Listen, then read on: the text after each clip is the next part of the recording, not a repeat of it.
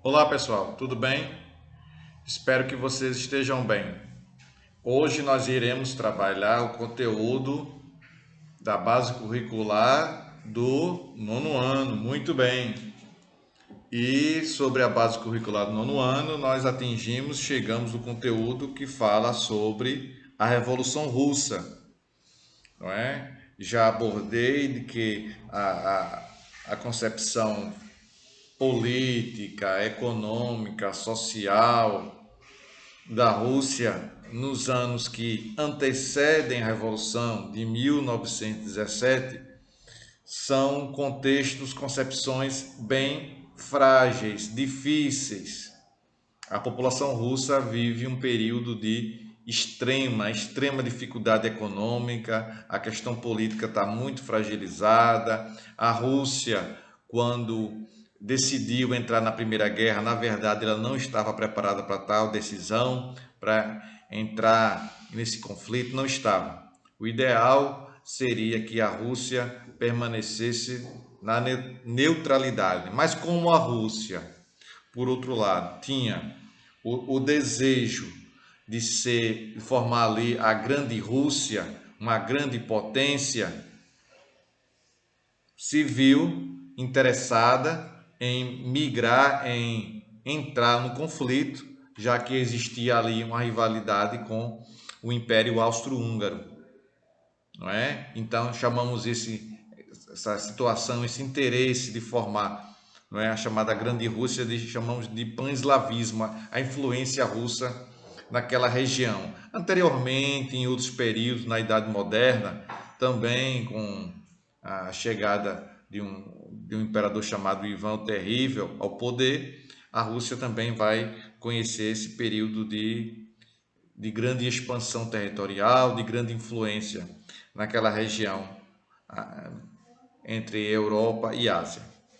E também os países do leste europeu.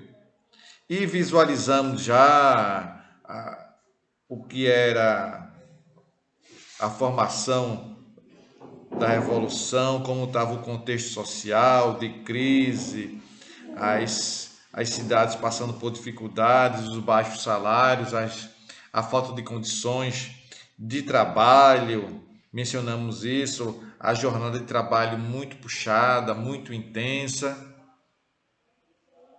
E com isso tivemos a oportunidade de conhecer todos esses aspectos, uma população naquela época de 170 milhões de habitantes. Para dar condições de vida a essa população, era preciso uma série de situações de investimentos para que a população tivesse acesso aos bens necessários, aos bens de primeira necessidade. Também havia também a questão cultural, a questão étnica também dentro do continente, dentro do país, dentro da Rússia. E visualizamos também a chegada dessa leva de pensamento das doutrinas sociais, do pensamento socialista, pós-revolução, aliás, pós-revolução francesa, vai disseminar essas teorias, vão disseminar, vão encontrar campo fértil na Europa, a busca por uma sociedade igualitária, que menos tenha prejuízo em relação à desigualdade social, a situação econômica muito séria. Então, a absorção, não é, dos conteúdos, das ideias de Karl Marx, quando ele expôs lá no Manifesto Comunista de 1848, ele juntamente com Friedrich Engels, apresentando as críticas ao capitalismo, quais seriam as soluções necessárias para que vencesse essa desigualdade, essa pobreza, essa concepção. E ele, Karl Marx, vai pregar muito em cima da luta de classes, da luta do materialismo histórico, vai pregar que uma classe deve se sobrepor à outra, não deixar os burgueses explorarem mais a classe trabalhadora. Nessa linha de pensamento, vai haver uma absorção dessas ideias em boa parte do mundo naquele período ali no início, no final do século XIX e início do século XX, né? A Rússia está num processo muito difícil, muito complicado, E algumas pessoas começaram a ser cada vez mais simpatizantes das teorias marxistas e queriam e desejavam colocar mais do que nunca essas teorias em prática, colocá-las efetivamente, não é? Pois bem, temos então, vimos também a questão do partido bolchevique e menchevique, como cada um pensava, o socialismo utópico, o socialismo científico. Pois bem, vamos para a página 29, que ela fala sobre uma revolução que eu já mencionei, o cuidado, não é verdade? Que se tem que ter um cuidado muito grande com os termos na história. E esse termo aí, revolução, não é diferente. Não é diferente. Então, nós vamos conhecer uma revolução de fevereiro, a Revolução Menchevique, e em outubro nós iremos conhecer a Revolução Bolchevique, no curto espaço de tempo, não é? No curto espaço de tempo. Os mencheviques, que são minorias, tomam poder.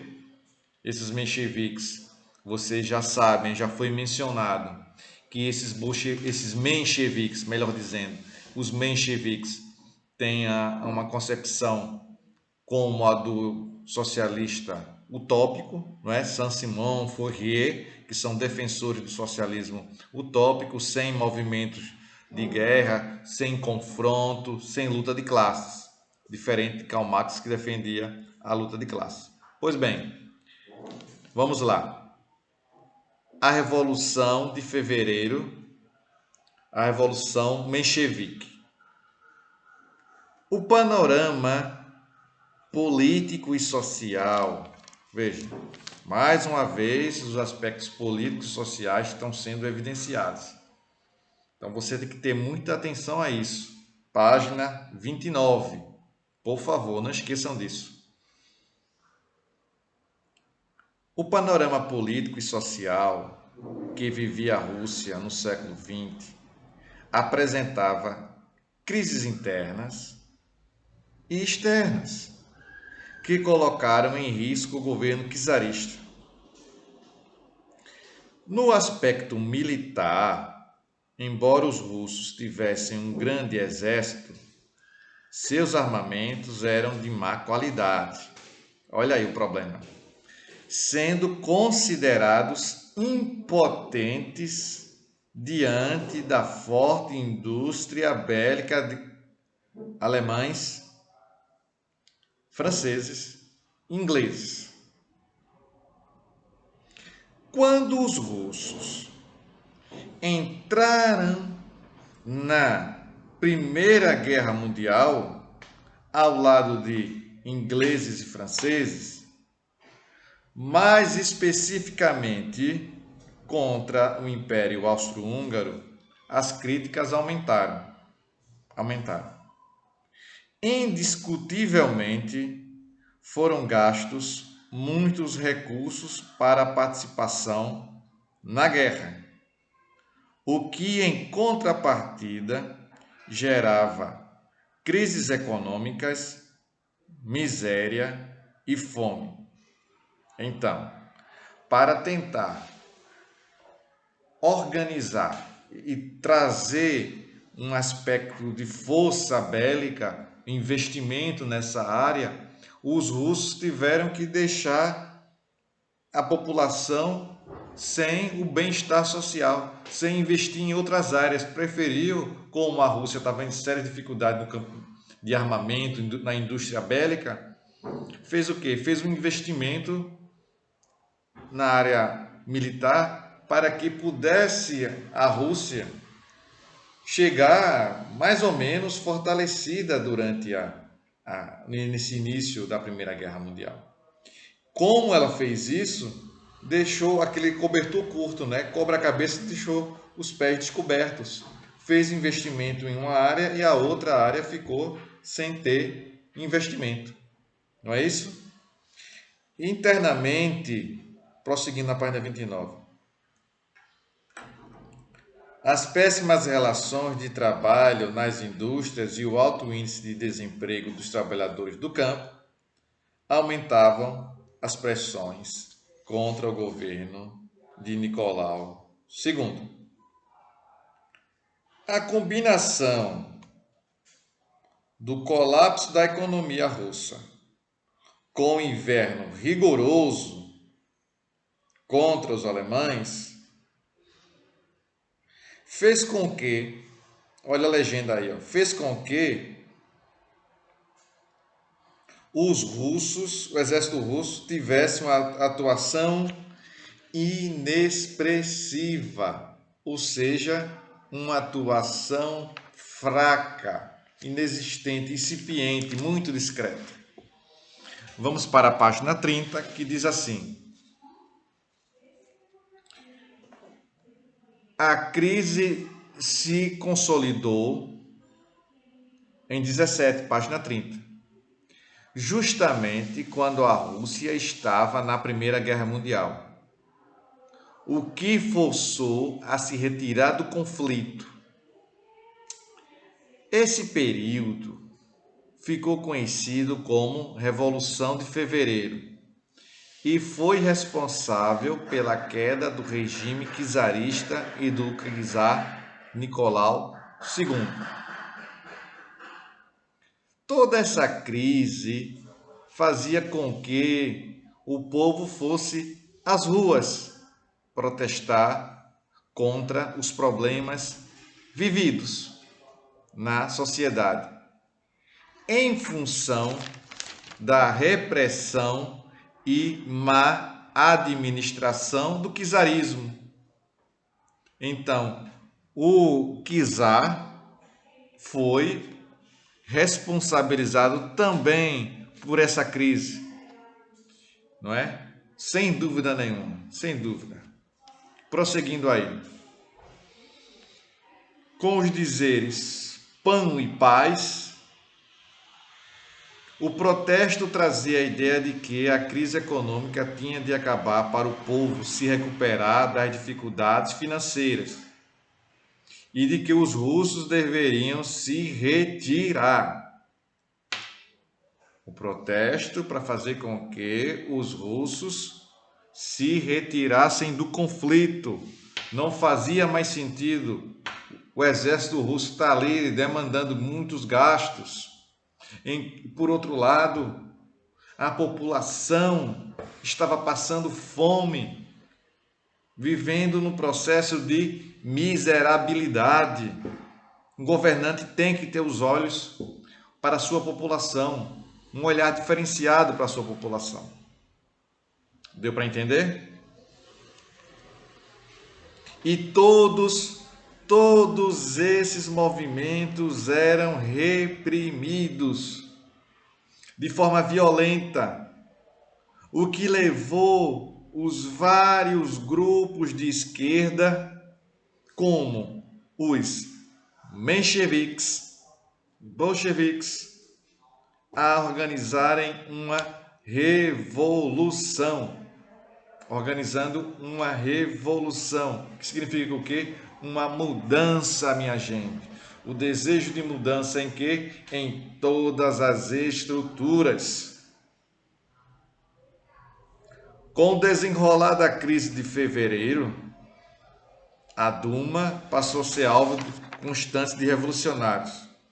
Não é? Essa Duma era uma Assembleia do Povo, viu? Duma. Os representantes da Duma exigiam que Nicolau II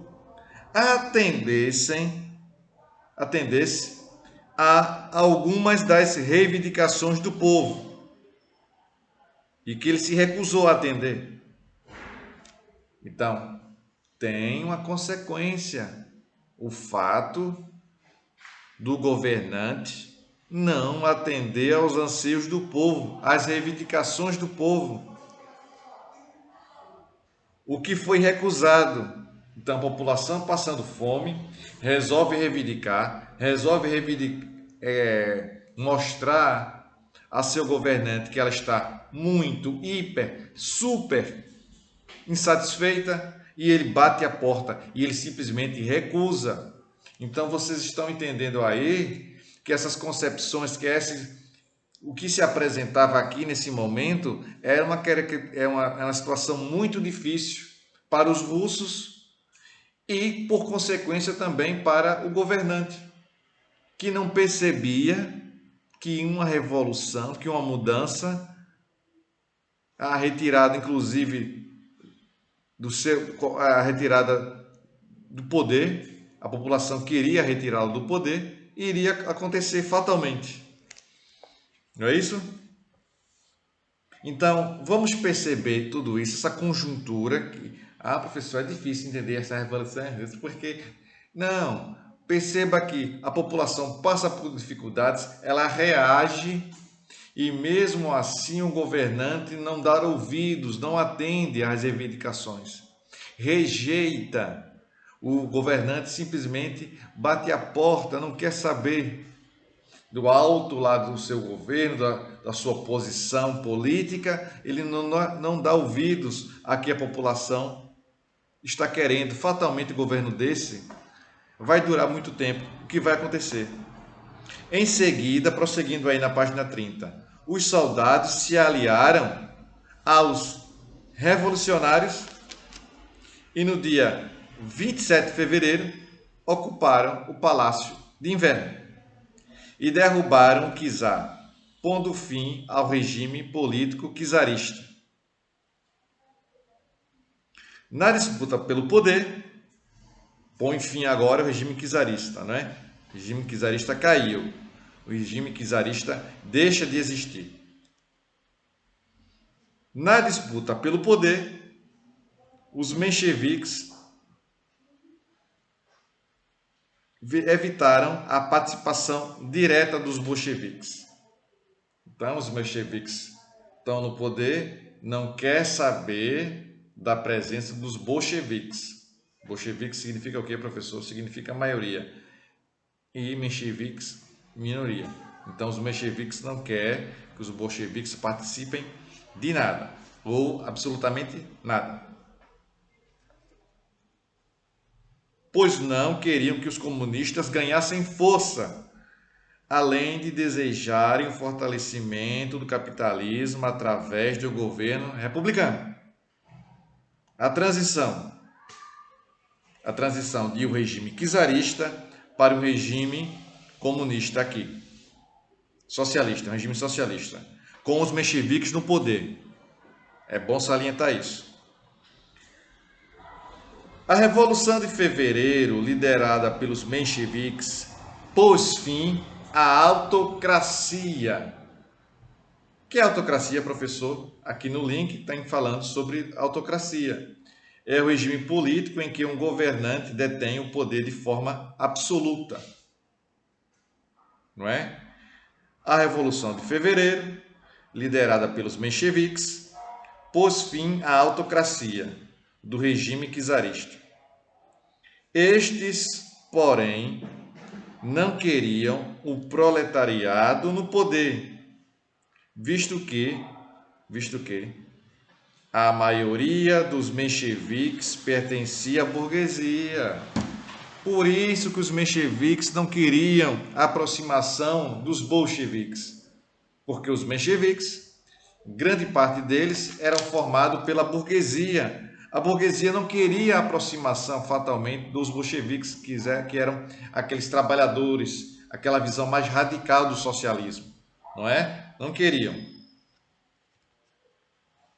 Voltando para o livro aqui, pertencia à burguesia. E acreditavam que só um governo republicano, liberal, seria capaz de acabar com a miséria e desenvolver economicamente a Rússia. Na prática, o proletariado não teve muito espaço político. Nesse momento, é isso que vai deixar os trabalhadores muito chateados, porque eles não vão ter espaço para serem ouvidos, tomarem decisões. Não é? Após a Revolução de Fevereiro, foi instituído um governo de transição, com sede em Petrogrado, liderado por um representante da burguesia russa, o príncipe Georgy Livlov. Georgy Livlov foi um estadista russo, menchevique, nascido em 1861, responsável pelo governo de transição logo após a Revolução Russa. Já os sovietes, vamos ver quem são os sovietes, são trabalhadores do campo, eram compostos por políticos oriundos do proletário, ou seja, dos operários trabalhadores de fábricas russas que pressionavam para ter participação ativa no governo, além de defender os operários no poder. Seguindo as ideias do socialismo utópico, em que um governo democrático e liberal, através da própria burguesia, iria gerar as condições de trabalho e de vida para o povo.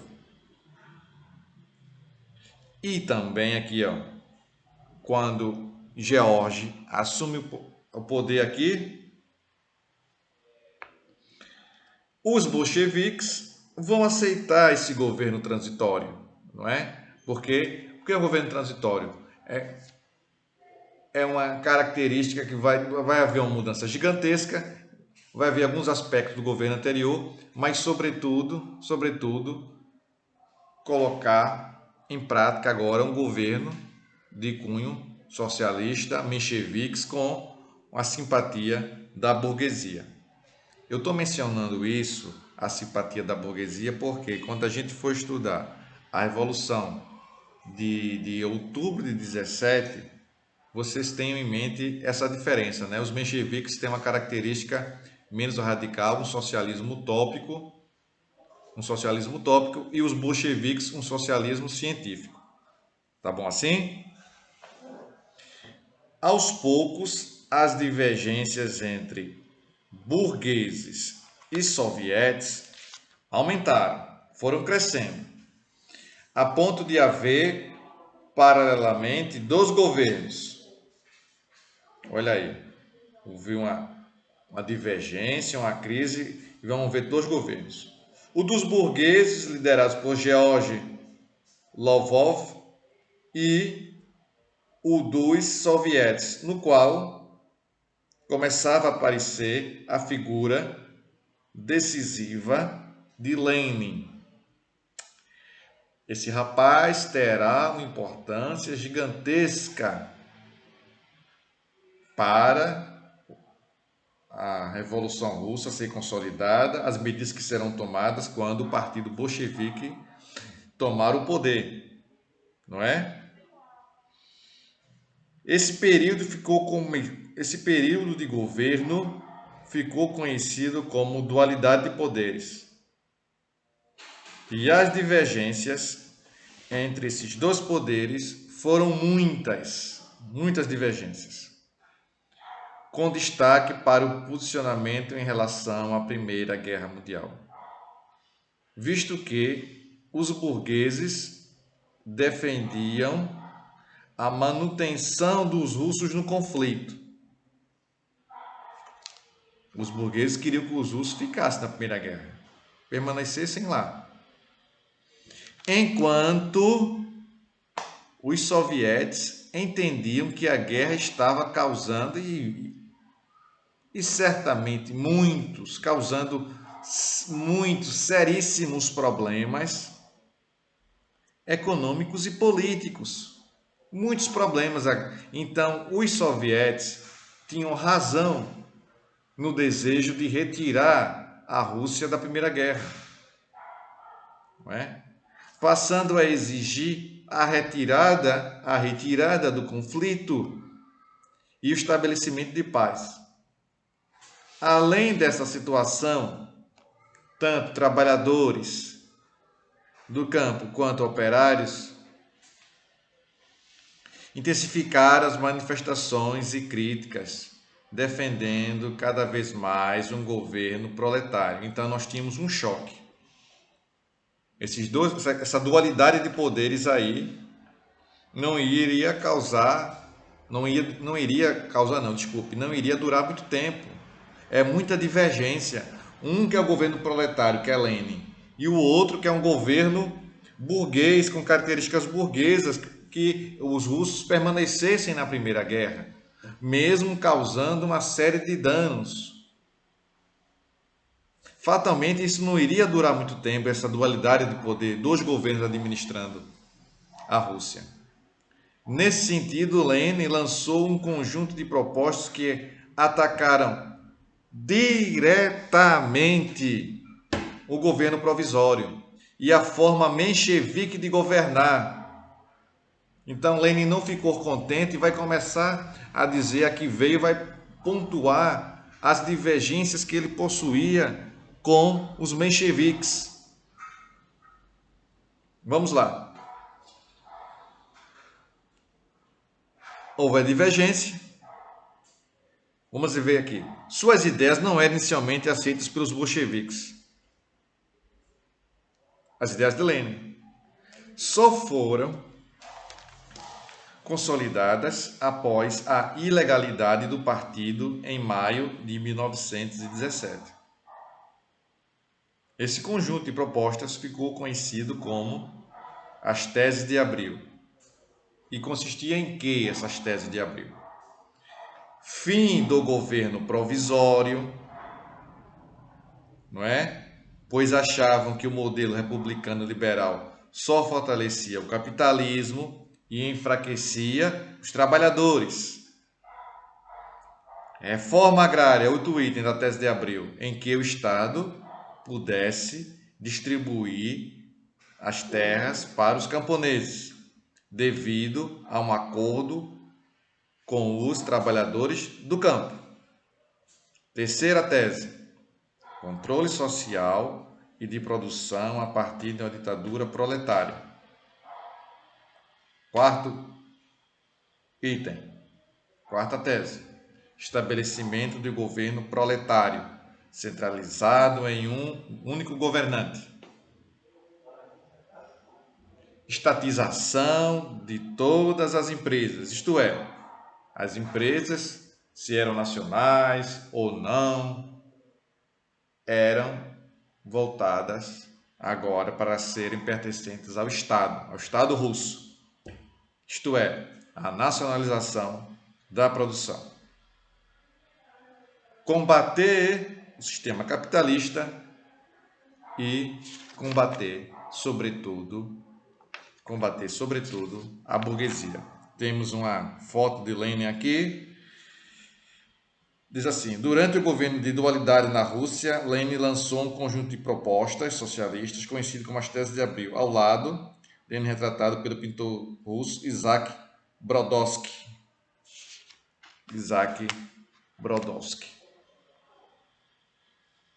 Na página 32 temos aí a Revolução de Outubro e a Revolução Bolchevique, que é a consolidação, não é? A população agora vai ter um comitê revolucionário, uma ideologia bolchevique, vão tomar o poder, vão chegar ao poder e vai aparecer também, nesse momento, a figura do seu colega, fiel escudeiro, não é? Um homem que tinha a confiança de Lenin, que vai ser Trotsky. Vladimir Ulyanov é o nome de Lenin, não é? Lenin é um apelido. E aí nós temos essa Revolução de Outubro. Veja, uma revolução aconteceu em fevereiro e outra em outubro do mesmo ano.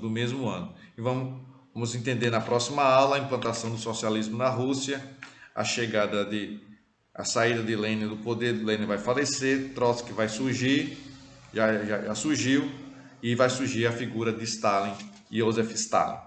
Tá bom assim? Então, na próxima aula, nós faremos uma abordagem profunda na Revolução Bolchevique de 17, né? Com concepções amplas do socialismo, com o slogan paz, pão e terra, né? Que é o slogan dessa Revolução Bolchevique 2017, liderada por Lem. Tá bom assim, pessoal? Espero que vocês tenham compreendido o conteúdo. Um forte abraço a todos.